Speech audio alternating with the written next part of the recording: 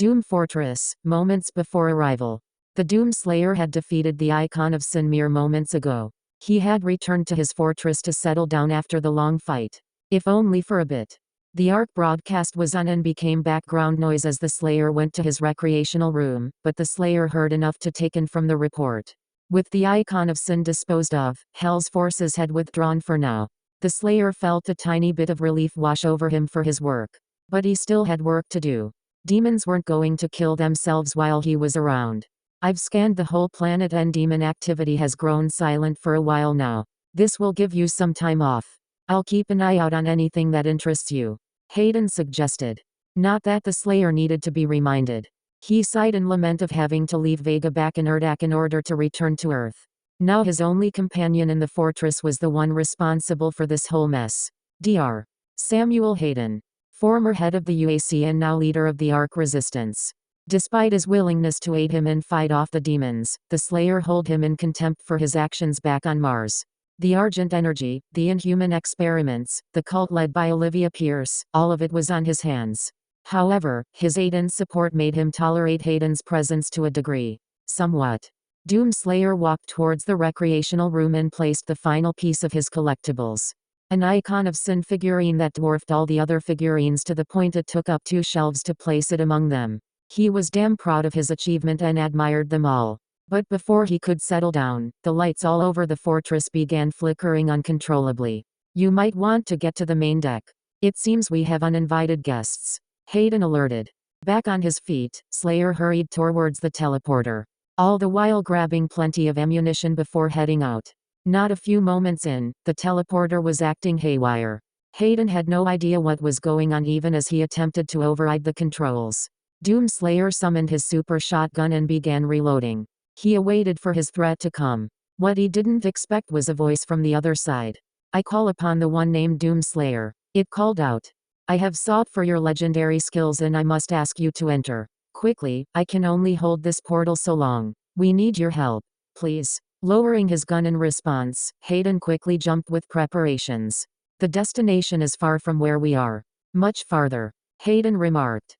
I'll set up a transfer of the fortress to our new coordinates. It'll take a while to get there, but in the meantime, let's not make our host wait, shall we? Doom Slayer needed no response. He walked towards the portal with a clear mind. It was another day for the Slayer. White Tower of Hoeth, Althuan, moments before arrival. By the time Tyrion arrived to the White Tower, it was night. Before then, he had sent several messages to make sure Teclis was all right. Most of the time, it was always his famous sharp-tongued responses that was plainly written on his messages. However, he had grown awfully quiet as of late, and it worried the prince. For all his butting heads with Teclis, Tyrion still cared enough for him to visit even if he had several guards looking after him in his tower. Behind Tyrion were a retinue of 8 of the best warriors Althuan had bolstered. While they were not needed as the prince was fully capable of protecting himself, it was still mandatory to at least have a couple of guards following him. Regardless, Tyrion handpicked the best of the best in case he was in a bit of trouble. Which was never. He stopped his horse as they arrived near the door. The retinue followed suit as well. However, as they did, the doors to the White Tower opened to reveal several guardsmen carrying the body down the stairs. Tyrion dropped whatever he did and rushed towards them. The guards noticed the audible footsteps approached them and were shocked to see the prince standing before them with anger and fear on his face. What happened here? Tyrion demanded. The guards had little time to explain before he shoved one of them aside and pulled the blanket. Horror was the feeling when he and his guards saw the face of King Finneber the Seafarer, dead outside of the White Tower of Hoeth. Tyrion's feared for what had happened. Had his brother killed his king? If so, why would he commit a heinous crime? Enraged at the sight of his dead king, the prince looked straight into the eyes of every single one of Teclis' guards. Where is my brother? He will answer for this, he demanded. Every guard winced as he questioned them, all while quivering beneath their armor. However, he was soon interrupted as a light glowed bright outside of the tower for everyone from the ground to witness. Tyrion's expression changed from anger to worry as he had realized what the light could be. Teclis. Tyrion looked to his own guards to take command. You 4. He ordered one half of the guards. Keep watch on these guards while I'm gone. The rest follow me. All guardsmen took initiative and followed orders. Tyrion went straight towards the doors and entered. Pray that you are innocent, brother. Present. Teclis looked on in awe as he stared at the guest standing before him. The Doom Slayer. In the flesh. While Teclis had seen many marvels come and go, to see a legend come out of the books is a feat on itself. The lore master bowed in honor of the Slayer's arrival. Welcome, great Slayer. Teclis greeted. I am Teclis, High Lore Master of Hoeth and Warden of the White Tower. And it is an honor to make your presence. The Slayer could only stare at him in silence, leaving Teclis a little unnerved at the silent treatment. But he remained polite as possible. Clearing his throat, he spoke up. Capital I. Understand that I may have interrupted your recent victory. But I can assure you that I will make your time worthwhile. Teclis continued. Again, he was given the silent treatment. By this point, he had taken a good observation of the Slayer. He stood quite tall as the lore master had expected, being around the height of a regular Norscan. Which is still pretty big. His armor was extraordinarily unique. It was unlike anything the lore master had seen. Such intricate designs could make a dwarf shed tears for its beautiful patterns. The color of his armor had an earthly green to it with mix of copper and brown thrown in. Yet, it was close to the mural's depictions of him. His biceps were plainly visible as if to scream I got balls and you don't because I took them and made mine bigger. Still, they are definite proof of that. Now that Teclis thought about, the Slayer wouldn't look out of place in an army full of Norscans. Add a couple of spikes and horns, and he would fit right in with the warriors of chaos. In his hand was a weapon that Teclis recognized as by far the most intimidating thing that the old world has seen. It had the appearance of what the humans and dwarves had in their armies known as a gun. He had seen several of them during his travels, yet none of them had double barrels instead of a single barrel, and it was by far more advanced than either of the race's craftsmanships. On closer inspection, Teclis could also see a blade-like attachment protruding at the bottom of the barrels, which he deduced as some sort of bayonet to stab opponents up close.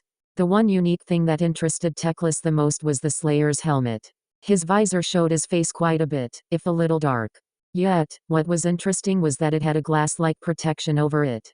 Of course, appearances can be deceiving and he would like to ask about it. Unfortunately, the sound of footsteps ruined the chances as the doors to the library behind him soon opened. And the first to enter was his brother, Tyrion, followed by a group of guardsmen. Teclis. You better have a go. Tyrion stopped mid-sentence as he saw the Slayer standing from where he arrived by Teclis. Intruder. His brother instinctively pulled out his sword, turning ablaze, along with the guardsmen who did the same. 2 archers readied their bows, while a pikeman and a man with a sword and shield took stances and formed around the prince. Meanwhile, the Slayer reacted by raising his gun in one hand with zero need to defend himself out of confidence. Teclis knew where this was leading to and immediately stood in the way of both parties. Stop, he ordered. As Warden of the White Tower, I demand you all to sheathe your weapons. I will not have blood be spilled on these grounds. The look on Tyrion's face was that of confusion, but went back to being serious again. Do not listen to him. Not until he gives his reasons, he ordered. Teclis was a bit relieved to hear his brother coming to his senses. But he needed to act quick. I assure you the man behind me was allowed passage. Thus he is a guest in my home, he answered. Tyrion still kept his emotions hidden behind a grim scowl, not ready to drop his weapon just yet. Then explain as to why King Finnebor of Etain was found dead outside of your home, Teclis. Tyrion demanded. This was admittedly difficult to explain to him without looking like chaos supporter. Finnebor came to the White Tower with the intention of delivering tasks to me. None of the guards outside had known that it was him when he arrived. He did not want anyone to know his identity lest he alerted all of Ulthuan. He needed this to be private. It was one of utmost importance. Then what was it? Speak before I have both of you arrested. I highly advised against arresting the Slayer. For the sake of both you, your guards, and our gracious host. Everyone in the room were taken aback by the booming voice that echoed from the Slayer. Yet Teclis had noticed that he had spoken in third person. As if he were a separate entity. You talk? I had mistaken you for a mute. Oh, he is. Lost his voice a long time ago. I am merely the mouthpiece of the man you're speaking to. The voice replied, much to Teclis' shock. There was another person inside this man? Or was he possessed by this voice? Then who is it that I'm speaking to? Teclis asked. I am Dr. Samuel Hayden, former head of the United Aerospace Corporation and leader of the Armored Response Coalition. But for now, I am merely a voice within his armor. Teclis had no idea who this Hayden was speaking about, but they definitely sounded important to consider. However, his brother ruined it by opening his mouth again. A possessed armor? Then that makes you either an undead or one of the servants of chaos. Which means I am within dead rights to execute you on charges of possessing a cursed relic, for serving the dark gods, and for murdering our king, Tyrion declared. The Hayden spirit sounded rather annoyed when he replied. I am neither undead nor do I know what this chaos you speak of. And we had no idea that your king had died. And quite frankly, what Teclis speaks of is the truth. In any case, it would be wise of you and your men to drop your weapons before my companion pulls the trigger. From what Teclis could see, Tyrion was infuriated at the offended remark. You dare threaten me? A prince with 4 of the best warriors handpicked in all of Ulthuan. Coming from the same man who's brought a sword to a gunfight. And I hate to disappoint your archers, but those arrows will do nothing against his armor. That is if you actually do hit him. Hayden goaded. This argument was going nowhere, Teclis thought, so he spoke once more. Tyrion, for the love of Isha, will you send your guards away so that we may speak privately? We both know that you're more than capable of defending yourself than be pampered by a bunch of useless half-wits whose real purpose is to simply put up the guardsman act. Teclis then looked back at the Slayer, still pointing his gun at the guards. As for you, Hayden, I would see that you cease your insults against the prince for everyone's best interests. And that includes you, Slayer. So please, lower your weapons. Tyrion struggled to keep his temper in check but ultimately let out a groan, before sheathing his sword into its scabbard. He then looked back to his guards. Stand down, men. Wait outside the door until further notice. He ordered. All of them wanted to protest but knew it was not worth the risk to not to speak against their prince. They had sheathed their weapons and left the room. Likewise, Doomslayer had lowered his gun and soon magically disappeared from his hand. As soon as the doors were closed, Tyrion exploded in anger at his brother's most recent incident. 2 weeks. 2 weeks, you haven't responded to any of my messages during those 2 weeks, and here I find you with our king dead downstairs while you are up here parleying with this demon. Teclis could only wave his hand off as he scoffed at another of his brother's worries. Oh come now, that's barely a significant time frame. You know I'm always busy up here in my tower. Besides, he is the very reason why King Finneber gave me such important tasks. And what were those tasks, I wonder? Tyrion dryly asked, barely hiding his outrage at him. For one, to find this knight known as the Doomslayer, as you can plainly see. Teclis raised a thumb and pointed back to the Slayer as he answered. The other, to bring back Malekith to stand trial for his actions. Tyrion looked at his brother with the most flabbergasted expression Teclis had ever seen in his life. Especially in regards to the second. Those are the tasks that our king had given you? Tyrion questioned. One of them worked, so yes. Teclis quipped. Much to his brother's groaning. Hayden, it seems, decided to jump in on the conversation. If I may ask, Teclis, who is this man? And what is the relationship do you have with him? If you don't mind filling us in. Hayden asked. Forgive us for bringing you in this family drama. Teclis started. This is Prince Tyrion. Heir of Venarian, Dragon of Cathik, Champion of the Everqueen, Defender of Ulthuan. And my brother. Teclis could hear his brother groaning in annoyance about the last bit but remained silent. Hayden, on the other hand, was far more cordial. Greetings, Prince Tyrion. I deeply apologize for our unintended arrival. We were unaware of your deceased king downstairs. And for that, our deepest condolences. While a sincere gesture on Hayden's part, Doomslayer just stared at the two Asur with complete apathy. Still, a simple nod was all they got. Much to Tyrion's chagrin. I thank you. But on to business. Teclis picked up a chair that had been overturned by the summoning and sat on it. Before I was so pointlessly interrupted, I had summoned you here for the very task of eliminating an all-consuming threat that is pushing throughout the realms at this very moment. Chaos. And what is chaos that you speak of? Your brother here accused us of serving them as a cursed relic. Hayden remarked. The same type of threat that you've been fighting on your world. Demons. Teclis mentioned. Just the mere mention of them was enough to cause the Slayer to clench his fists, as the sorcerer had noticed. I believe you have our attention. Teclis smiled in relief and soon continued. Before you had arrived, King Finneber had come to my tower with 2 tasks. As mentioned before, the first was you, and the second was to bring Malekith to the Phoenix Court to be tried. As you can see, the first was a complete success. There seems to be a but in this, isn't there? Hayden deduced. Which was not entirely inaccurate. I am afraid that is correct. Teclis reluctantly agreed. The second task is far from simple. For you see, Malekith is a monster. Tyrion interrupted in an outburst. He is a slaver, a tyrant, and a murderer. For thousands of years, he has attacked and raided the shores of Ulthuan along with other lands just to reclaim his place as Phoenix King. He rules the land of Nagarath with an iron fist, along with his wretched mother, Morthi. Tyrion paused until his brother had calmed down. What my brother speaks true. Malekith is a powerful Drachii. One who combines both magic and ferocity by tenfold. He is not someone we could bring in, peacefully. He will no doubt fight with every ounce of fire in him. Teclis explained only to see Doomslayer tilt his head in confusion. You'll have to excuse him, but we're not quite familiar with these names and terms you throw at us. Keep it to a minimum. Hayden clarified. I nearly forgot that you are not of this world. You are in Ulthuan, home of the Aesir, or High Elves in the human tongue, and the Drachii, the Dark Elves, live in Nagarath, north of where we are. To simply put, we are a divided people with differing philosophies. Teclis explained in the shortest way he could describe. Which means you need him to bring this Witch King back here, correct? In a way, yes. Teclis replied. But he needs to be alive so that he could be given trial. Killing him would only hasten the end times. I ask Yono, I beg you to bring him alive for the sake of our king's final wishes. Teclis' pleas were met with only silence again. However, he soon noticed that the Slayer was doing it not of apathy, but studying his character. As if truly judging his soul and motivation.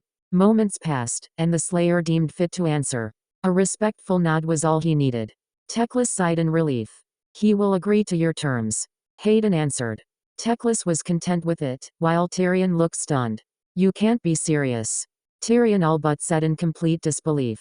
Did you not listen to a word of what we just said? Malekith is a powerful enemy. And you think you can just drag the Witch King here without even considering the dangers of heading straight into the land of chill? One does not simply walk into Nagarath. It is the home to the most vicious and sadistic of our kind. Murderers, rapists, slavers and many more of the worst scum you can possibly imagine. You'll be facing an entire continent even if you bring an army. You are but one man against them. Somehow, I doubt that'll be enough to convince him to reconsider.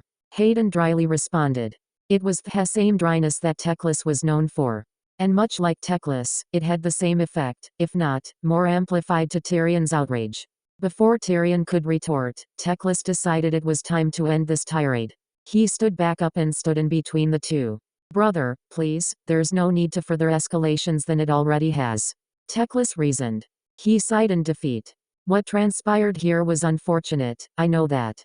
And I will take full responsibility and see that this has been resolved. All I'm asking of you is to have faith in me, once more. Both for Finneber and all of Ulthuan. Tyrion looked conflicted as always whenever his brother became the voice of reason. Through and through, Teclis always broke through him to see the good they could bring to the world. Yet, this time, he may not be so lucky. Who was he kidding? It worked as always. Tyrion grumbled, but agreed no less. If what Finneber had given to you is true, then I will allow it. But I can't exactly defend him and his spirit when they're brought to the court. Tyrion responded. Then I shall stand by for him as his defendant. Teclis calmly replied. Do what you will. But the guards will watch him under lock and key, am I clear? I understand. Teclis answered. Tyrion departed soon after, his voice ringing outside the doors as he taken orders. Teclis turned back to the Slayer, who waited patiently throughout the heated argument. I am terribly sorry that you had to witness all of this. Your arrival has been very mistimed. And I cannot apologize enough for the troubles I heaped on you. But you are welcomed in Ulthuan, in spite of what transpired. I will have you located to a housing where you can rest. However, you will be closely supervised by my brother and his guards for the duration of his stay. Teclis explained in detail. Thank you, Teclis. It was a pleasure doing business with you. It is not the first time he was treated with hostility. Yet I feel that we hold responsible for killing your king. We were not aware he was even here when we arrived. Hayden lamented. Teclis nodded in gratitude. I thank you for your gesture, but there's no need for it. King Finneber believed that the Slayer holds the key to saving our world. Doing so will alleviate the burden. Slayer silently nodded. Teclis gestured the both of them to follow him back downstairs. Shall we? Doomslayer needn't respond. Only walked when he did. I have a feeling that we will get along just fine. Later in Etain. Tyrion was livid with Teclis' recent disaster.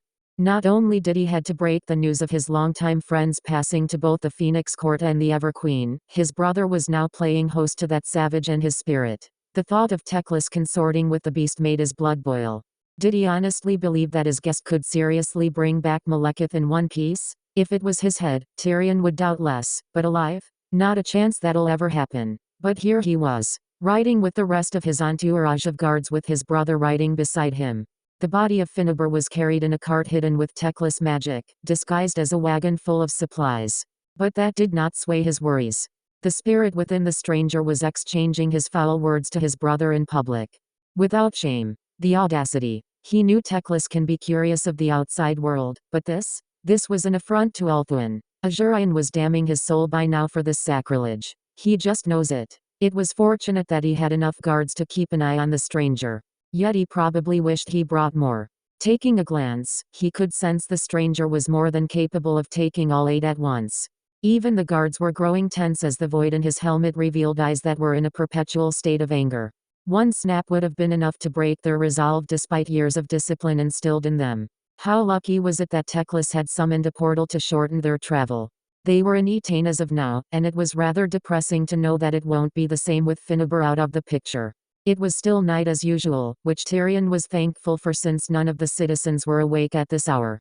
Yet, even with the illusion on, had it been daytime, the crowd would be in riot and the court would be at each other's throats on who would become the next king. He expected Teclis to do better than this. Yet, time and time, fate has told him that his brother would always be right in the darkest hours. But for how long could he keep this up? Explaining to the court that Finneber died in Teclis Tower only to have this hulking behemoth appear right after would have brought him under massive scrutiny. Whatever tricks his brother had, he better use them all. Shifting his thoughts, he looked to the scenery around him. They had just passed several vineyards and were about to set foot in Lothern. The sight of its gates were one of many marvels that Ulthuan had been known for. And that was merely scratching the surface. Inside was perhaps the most bustling city that the island had ever boasted. Many of its dwellers were comprised of not just Asur, but also humans and dwarfs. Its placement near the waters made it a mercantile cosmopolitan, where trade and commercial goods were the norm, and many facets of life can coexist without fear and prejudice. Tyrion was never one to show much care for the latter two races, showing his preference towards fellow Asur. He respected Finneber's policies and efforts to repair and improve relations with the outside world. Something that Etain must live without. And with his friend long passed from this world, he would soon have to take up the mantle as Etain's ruler, along with maintaining the relations that he once looked down upon. Arriving at the gates, the guards overlooking the passage recognized their liege and soon opened the gates for him and his company. Home, sweet home.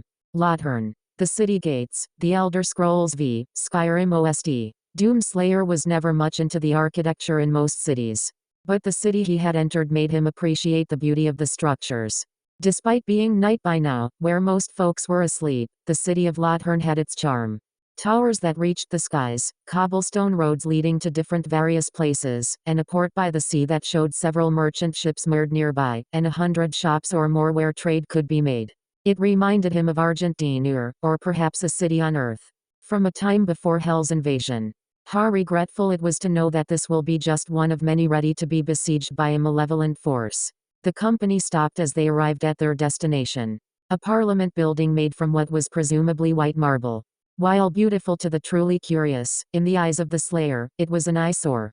There was not much he can take into detail, save for the architecture resembling that of Gothic Revival style, and its flags that had the emblems of a blue shield with a red gem at the center over a white background. They arrived at the stables and mounted off of their horses. Doomslayer patted the horse gently to thank it. It had gotten tense when he rode on it, but he hoped the pats were enough to calm it. The illusion spell soon dissipated and the guards quickly but carefully carried Finneber's body from unseen eyes. They entered the building, and Tyrion announced his intentions. "There's a mortuary inside. We'll have to place him there until dawn. Then we will hold a funeral and the court will answer to it. Not a word gets out of here. If I find out one of you spilled out about this, you can a flogging and leave in disgrace without pay. Am I clear?" Tyrion stated. Every guard nodded out of fear and did their duties to avoid the prince's wrath. Doomslayer watched with amusement as they made careful steps as they carried the king back further in. He soon brought his attention to both brothers. While they are gone, I will see to it that you are given shelter for the time being. Teclis suggested. Tyrion could only sneer. Tisk. You still treat him like he's a noble. Ought to just throw him in a cell and be done with it. We appreciate the concerns you have, Prince Tyrion. Hayden replied. But your brother means well. Don't even think of poisoning me with your words, spirit. Tyrion retorted. He left the two in anger, leaving Teclis to sigh in disappointment. Leaving out of earshot, Hayden spoke much to the Slayer's annoyance.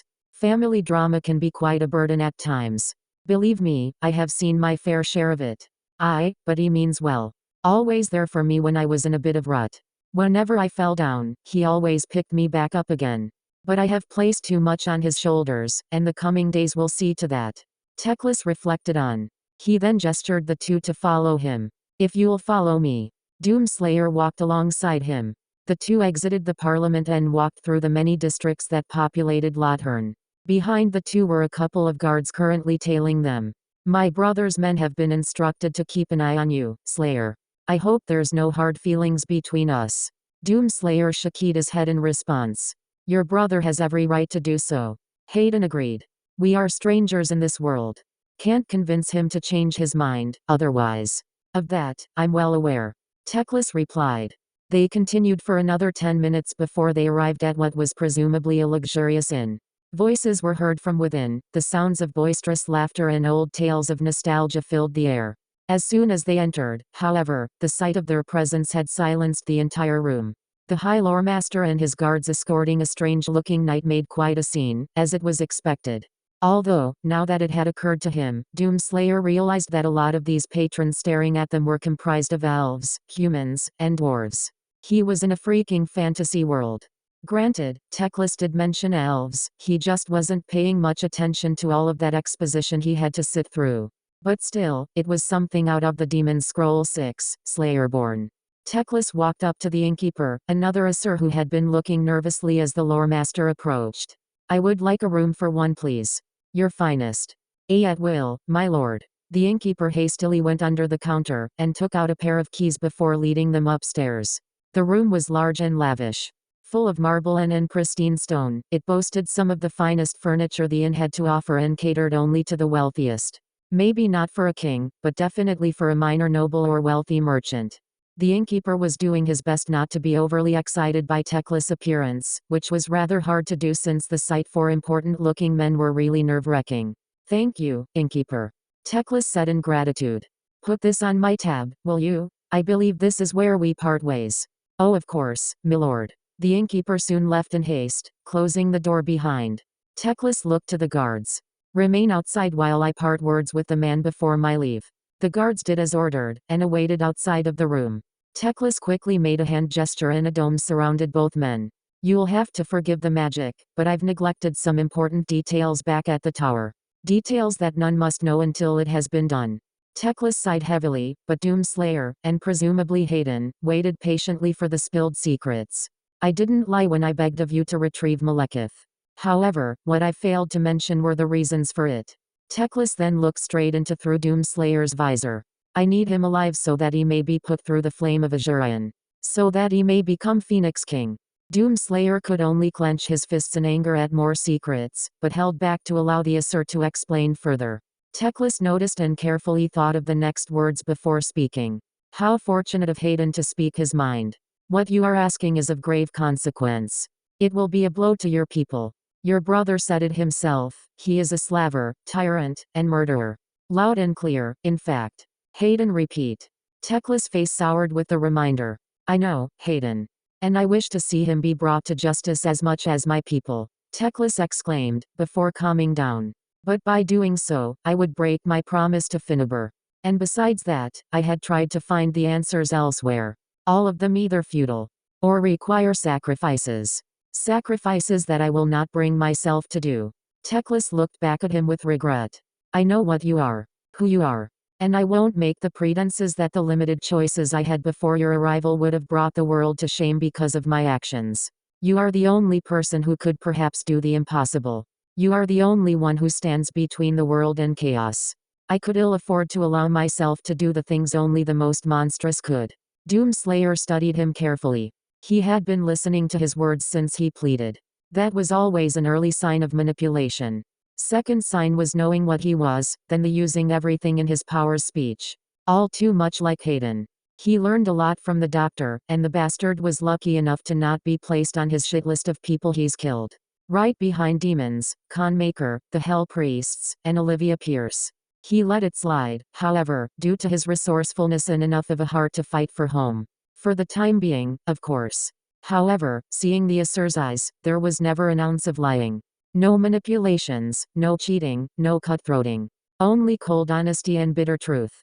In response, he relaxed his shoulder. Hayden, to his credit, spilled some of his beans. You have my empathy. I, too, would do the same for my world. Unfortunately, the sacrifices I made for the betterment of mankind was pointless. And far more sinister than I had bargained for. Doomslayer did empathize as well. However, the difference between him and Hayden had the same distance between the Sun and Pluto. Still, he appreciated the Asur's honesty. Teclis could only look on in surprise, but a small smile was enough to give him composure. Thank you. Teclis said, gesturing his hand once more to remove the dome. We'll discuss this further another time. Away from prying ears. I will escort you by next morning to attend the funeral. For now, enjoy your stay. Thank you, Teclis. Have a good night. Hayden replied. The lore master soon left the room, with only the guards still staying outside the door at Tyrion's behest. Doomslayer looked and figured what his next steps would be. Might as well rest up now. Can do no wrong for such. Hayden suggested. There was a truth to that. Doomslayer decided to take a look over the balcony and witnessed the best scenery for a long time. The lights dazzling in the streets below and the stars ever shining above him. In the skies, he saw two moons. One that was not unlike Earth, except whole again.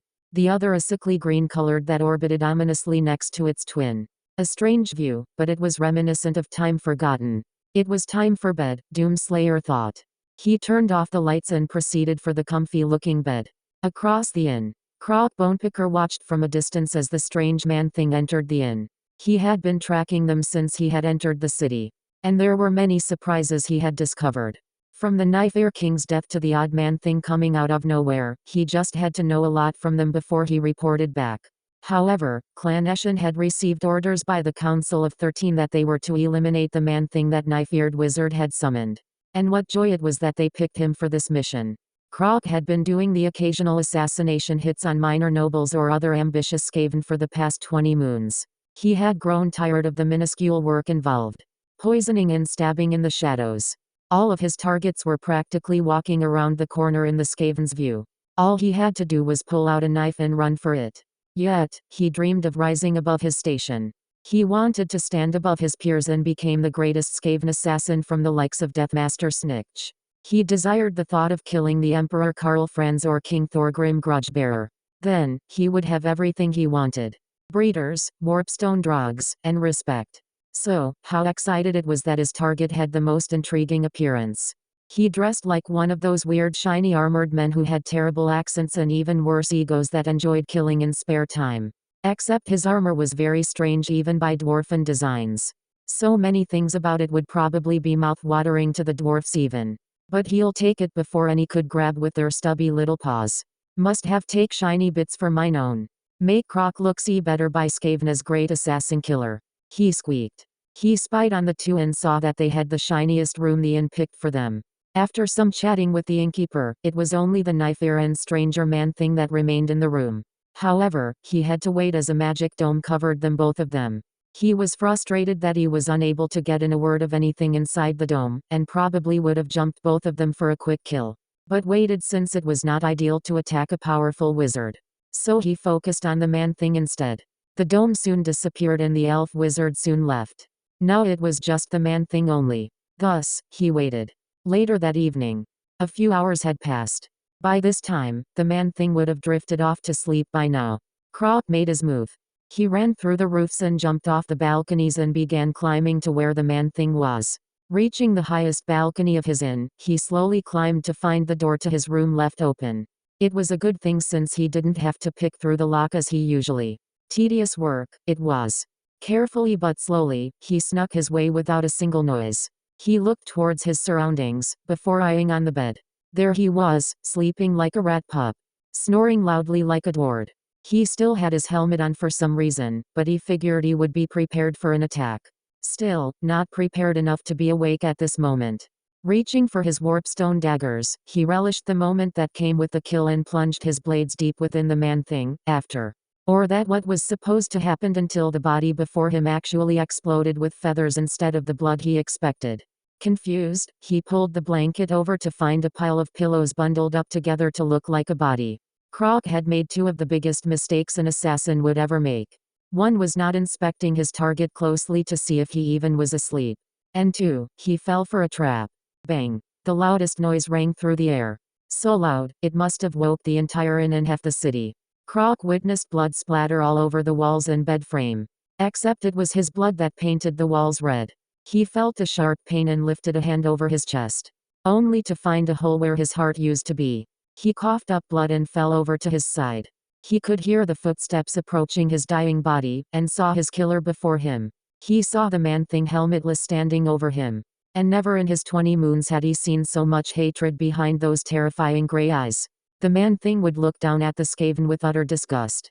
A kick to the door could be heard, but Crotch's last few moments were met with the man-thing's boot pressed onto his face, before his head caved under the pressure of the crushing boot.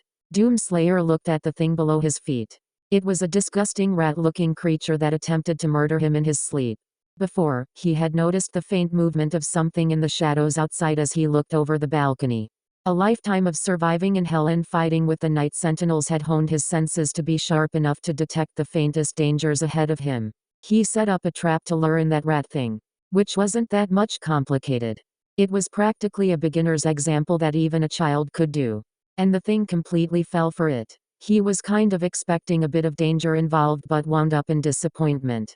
The rat died pretty stupidly. His super shotgun made one hell of a racket in the inn as the guards kicked down the door behind him.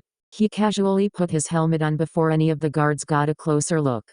What happened? Do you know? A guard said, before he realized there was no need to assist Doomslayer. Both guards looked on in shock to see the man walk away from the corpse of the rat creature. As always, Hayden spoke for him. I believe we have had an intrusion in our quarters. But don't worry, it's been taken care of. The guards could only stare at each other, contemplating on what to do next. Then I suppose we will inform the prince about the attack, then. One of the guards said. No need. Inform the loremaster in the morning. We'll book another room. Get someone to clean up this mess. Good night. On cue, Doomslayer walked off and the guards moved aside without hesitation. He exited to see a bunch of indwellers looking on in shock as the Slayer made his way downstairs. This time, he was picking one of the more rustic rooms. And place it on Teclis tab. The Realm of Blood. Khorne chuckled as one of the horned rat spawn attempted to murder the Slayer in his sleep. As if it could ever succeed. Not a day in, and the Doomslayer had already left his mark on the world. And the coming days would bring so much glory. Shame that they were on opposite sides, for he would have been a worthy champion. Alas, his hatred for all daemons was very much clear. If admirable. For some time, he had been rebuilding the Skull Throne back to its original form, if a bit of a backtracking. Any other time, he would have been royally pissed. But with the Doomslayer, he gave him an exception. As he continued rebuilding, two individuals had made their appearance before him. First was his beloved chosen, Vakia, who walked with the grace of a warrior ready for battle. Her horns flared up with the flames of wrath and her armor and weapons were plain in sight. She was the eye of the beholder for the god. Her expressions, however, were that of concern. The second, however, soured his mood quite a bit. Archaon. The Averkazan. The latest line of disappointing warlords to ever grace his halls. While Khorne was content with him leading the armies of chaos, he never found Archaon to be that much worthy in his eyes. The only reason he still lives was because of a pact he made with the other gods that they agreed on picking a warrior outside of the Chaos Horde, where he neither favored any of the four, yet could call in their army to attack the rest of the old world. He was still displeased but kept up the stoic act. What do you seek, Averkazan? I seek answers, blood god. Archaon demanded. Khorne was slightly infuriated by his tone, but let it pass for now. Find answers elsewhere, little man. I hear Tzeentch's circle is always available to your needs. I would have done that earlier but his followers have been babbling worse than madmen. Along with every follower of Nurgle and Slaanesh. Pity. Khorne carelessly replied. Tzeentch has always been the talkative one. And as you can see, I am very much preoccupied with other things. What happened here, my love? Why has your throne collapsed? Valkia sincerely asked with a soft tone. Nothing to worry about, my dear. Khorne affectionately replied. Needed a little touch-up, that's all. And what about my concerns? Archaon questioned in irritation. Nearly a quarter of my army is barely left standing, while the rest go insane from some sort of illness. You, of all the gods, are the only one who's been stable as your cornets show. Never have I seen such organization from the likes of you. Khorne was beginning to get angry at the increased tone. But with some effort, he was able to hold on a bit longer. Mind your tongue, boy. Khorne warned, without even so much as looking back. You may be the Averkazan, but I am a god of chaos. One more insult, and you will lose my favor, along with my followers, leaving you to deal with the others. As you have said, they have gone madder than madmen. Care to push further?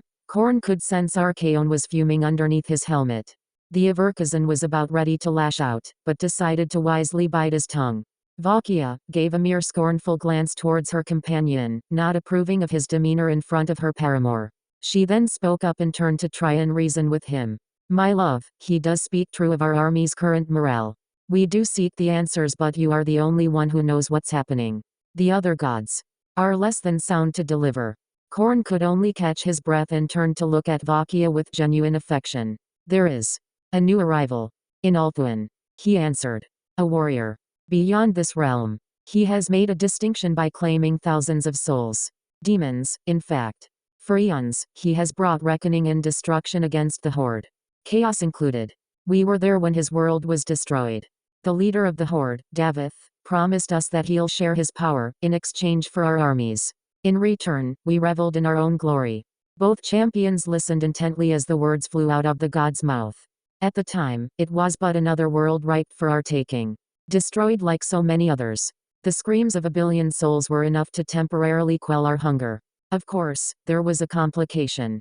Only one soul remained. His name has since been long forgotten, but was a very determined one. Always fighting to the last breath. The demons thought he'd eventually tire out and attempted to kill him from time to time. But no matter how many of their numbers they threw at him, he would come back up bruised and bloodied. And win. His hatred proved to be strong against the Horde, and it made demons far bad enough that we had to send in our own. Didn't stick, quite frankly. Khorne shortly reminisced of the Slayer's work, taking a brief break from talking before continuing. I'll admit, he had my respect, as did the others, but by then he was insignificant to us. Even when he killed scores of our legion, he was wasted potential. But as he kept killing, the demons had lost complete control of trying to get rid of him. So bad that he wound up trapping himself in hell for a brief period. Sensing weakness, we turned on them and left to fend for themselves. But by then, I missed him. Valkia looked at him pleasantly as he told his story. Archaon, on the other hand, became impatient and would have interrupted had Khorne's bride not give him another scornful glance. The Averkazan grumbled and kept his mouth shut until the end. It wasn't until we arrived on the realm of Argentinur, right around when our old associates returned, did we finally meet again. And then, did his potential become greater. Before, he fought like an animal. Always sluggish and sloppy in his techniques, I would have found him unworthy of my time. But his time spent with the Argenta had made him the perfect killing machine. His anger, no longer an uncontrolled blaze, instead was replaced with controlled hatred. Thousands of legions had fallen at his hands with great ferocity and unmatched skill. We sent titans and champions in an attempt to break him and destroy his new home in the process. But no. His resolve was unbreakable. His will indomitable. Rage. Perfected. And soon, the demons feared him. And then, to us. He has caused quite a nightmare for every one of us. As we speak, Tzeentch is screaming his head out, Nurgle himself with snot and drool flooding out of his tear ducts, and Slaanesh. Well, she has been unresponsive. Best we don't speak about her feelings. As for myself, rejoiced to see his return. So far, Archaon lost all of his anger and was instead replaced with fascination. A man who put the fear in gods? That stirred his mind quite well. Valkia, on the other hand, was nothing more than astonished to hear of such a legend. Yet, fearful of what he was capable of. Still, the Averkazan remained curious. What is his name, if I may ask? Khorne sighed when asked. As I said, his name is long forgotten. But the demons gave him many. The Unchained Predator, the Hellwalker, Hellsbane, the Hound of Argentine. But only one stood out among many. One named by the Argenta themselves. Doomslayer. As he said it, many of the bloodletters shivered and cowered in fear at the name, while bloodthirsters hissed and cursed his name. Something neither of the two champions had ever predicted. Khorne finally had enough and finished his words. The Doomslayer now walks among us. So intent of annihilating our hold in this world that fear has gripped the others with terror. Be wary of him, and do not underestimate his power. Wherever he goes, death follows. Archaon, feeling satisfied with the answer received, bowed in respect. I thank you, Master. I humbly apologize for being rude. Your wisdom has been greatly needed. Tisk. Don't be. Think on what I've said. Death awaits for the foolish. Return to your army, for they are without a leader. As you will it, Master. Archaon turned his back and departed from the realm, returning to the old world. Valkia was about to leave as well, but Khorne stopped her from doing so. Valkia, I must ask you to stay. For a bit, at least. His bride looked on with confusion and worry. Is something wrong, my love? If you'd like I can stay here, and Khorne raised his hand and stopped her worries. His form changed to that of a great warrior in human form. His armor ever gleaming in face, strong as a mountain and bearded as the snow at the peak. His smile warmed her just as he caressed her cheek with one hand. There is nothing you should concern yourself with. Fear is what our enemy understands. Not you.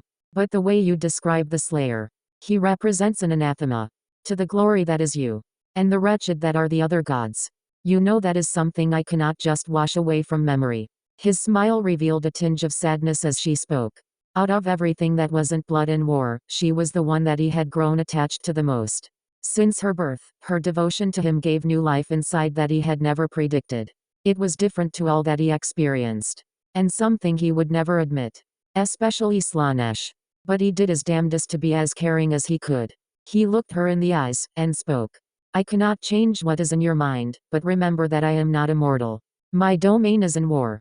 It is to be expected that I must express what I represent, and I have nothing to fear against him. Which is why you must never face him, head on. Valkia could look on in shock at what he requested. Khorne was the god of war and blood. And he requests her to flee from this man? This Slayer? It was unthinkable. She wanted to protest and rebel at the thought. My beloved, that is unthinkable. Why, well, I know what I said contradicts before. I do not fear him, for I am war itself. But for you, that is different. You have no idea what he is capable of. Promise to never face him head on. 1,000 emotions were screaming inside her. So many things that she could have been said from her. But she relented, and looked at him solemnly. If that is your request, then I shall obey your will, husband. She accepted. Khorne smiled, if only sullen for his request. Good. Do return to this realm when you have the chance. Your presence has been oft longing around here. I will, my love. Valkia looked back at him again, one more time before leaving. Now, Khorne was left to his own device. Figuring out which skull to place next. Chaos wastes. Valkia returned to the old world, right after the worrying experience in Khorne's realm. Did the gods truly fear this man? What makes him so terrifying that they themselves cannot fight on their own? And is there a way to even stop him from murdering her greatest love? So many questions raced in her mind that it was hurting her. She quick shakied the feeling off and returned to the others. Archaon was awaiting at the top of the hill of where he oversaw the entire army.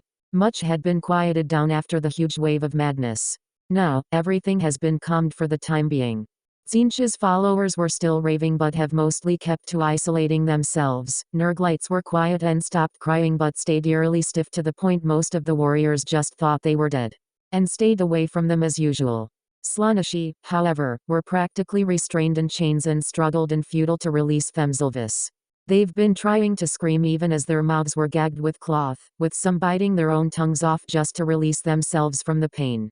Only the Khornets and Chaos Warriors were left to their own idle hands. It was quite strange to see the followers of Khorne doing normal work.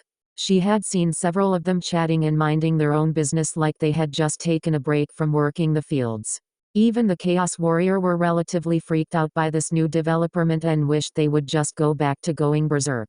Given Khorne's demeanor, it was indeed odd, she thought. She walked up to him and awaited his orders. Iverkazan, shall we wait until the Chaos are back in order, or do you wish to continue as planned? She asked. Archaon stayed silent, barely registering her appearance. It is strange to hear the gods being so afraid.